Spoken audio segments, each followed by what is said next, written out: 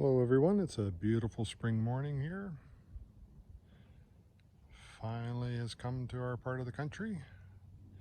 All the snow has melted away, a little bit of green starting to come out now. Still a ways though for the trees to start greening up, but yeah, loving that spring's finally here.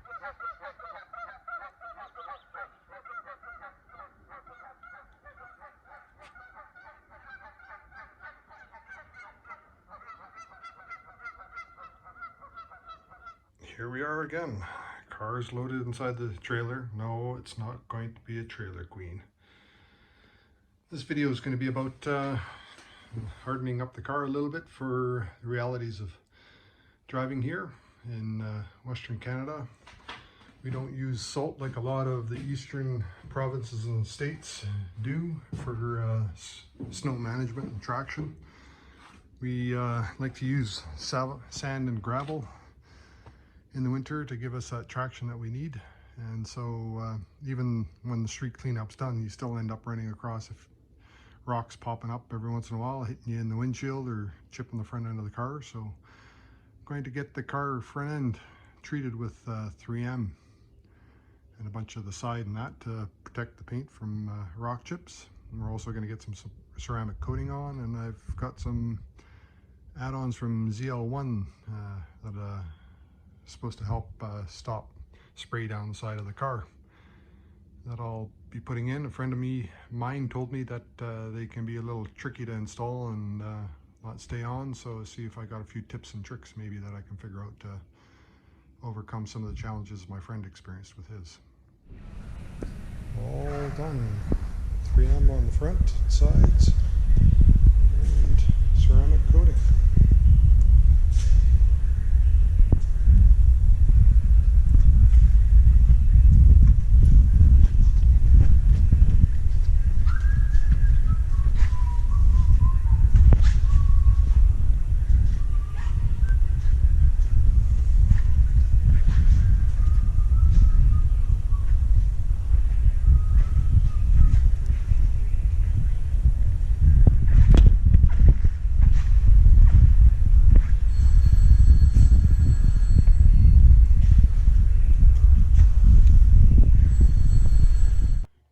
Home with the car now, and just doing a few more things to get it ready for regular driving.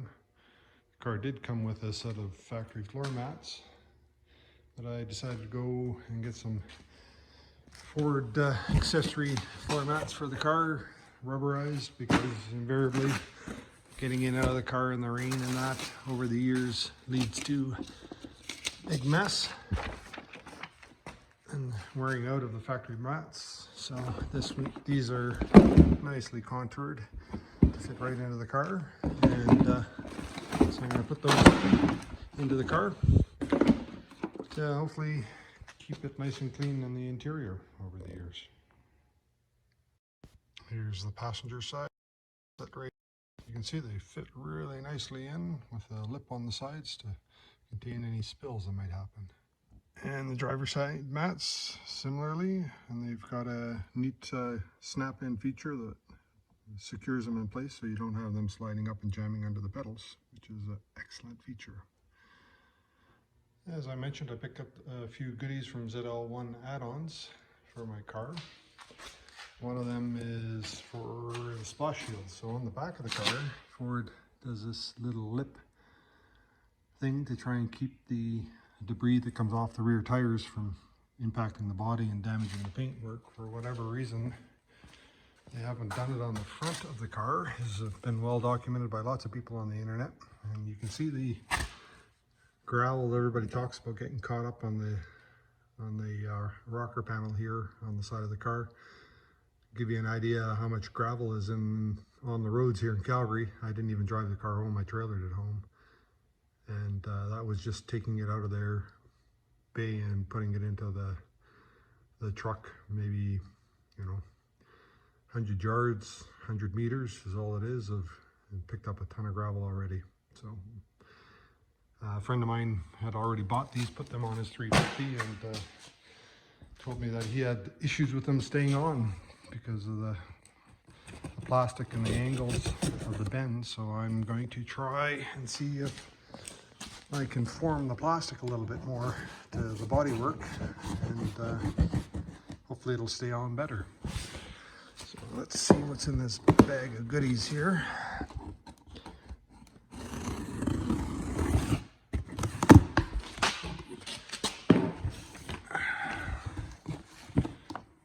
Bunch of information,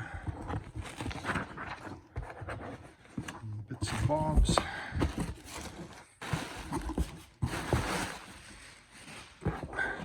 So yeah, I got a tow hook there and some splitter guards.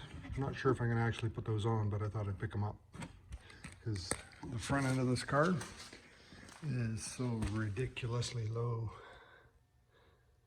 I was told it was low, but until you actually see it, like, this is lower than my race car. It's that stupid low. And these are the little splash shields that I'm going to see if I can figure out how to get them on the car and have them stay on and pick up that debris. Okay. So this is a splash guard, and you can see there's 3 holes on the bottom that go in push pins on the inner fender of the car, and then there's 2-sided tape. So what my friend told me was, when you actually mount this up in the proper location, you can see the curvature of the fender versus the plastic, and he had problems getting the 2-sided tape to actually adhere to the body and stay there and not come loose over time. So I'm going to try a little bit of a heat gun and see if I can promote some curvature into the plastic that permanently sets there, so that there won't be such a lifting force against the 2-sided tape. I don't know what tape is used on this one, but I've certainly seen 2-sided tape used on body moldings on cars that have lasted 20 years or more. So if it's the right type of tape and you get good adhesion, it should stick, but curvature will work against it in the early days, and dirt and debris would quickly get in there, and as soon as it does get on that tape, it will make it not stick anymore. So heating up the splash guard here. One thing I did notice too is you can see all the texturing on the back side where the 3M tape is applied here, and that's got to be a concern a bit, because I don't know how well the tape will adhere to that textured finish that cut work was done to it. I actually had a bit of a tape lift unexpectedly on there, so I think I'm going to live. What my buddy had is a real problem here, getting this to actually adhere to the car and meaningful way, so I turned into a product review. You can see now that I've been able to successfully put a bit of curvature into the splash guards.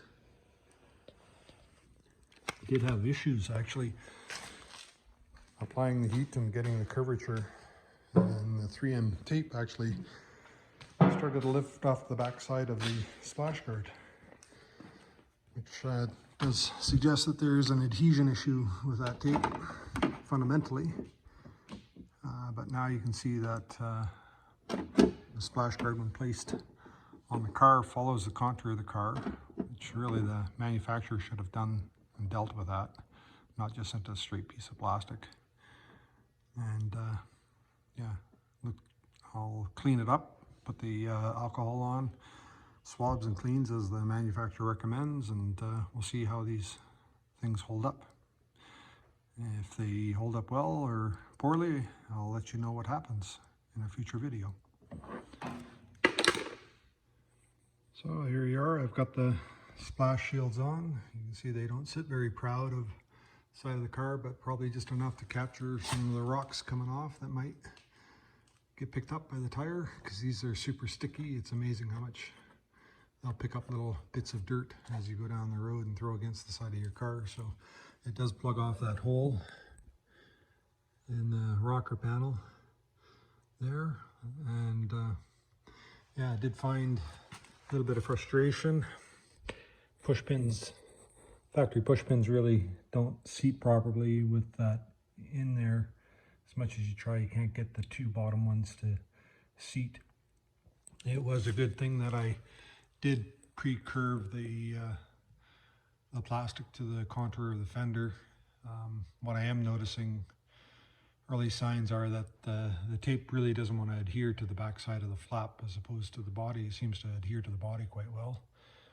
But yeah, now it'll be drive it for a while and see if the tape holds up, or if I end up with frustration like my friend did with these splash guards. So anyways, got that done. Got the 3M on the car. You can't even see the edges of the 3M. It's just amazing how kind of job they did wrapping it around. I can feel the edges, but I can't really hardly see them.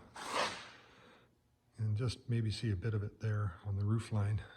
So I had that all protected just so any flying rocks, debris coming up wouldn't get it.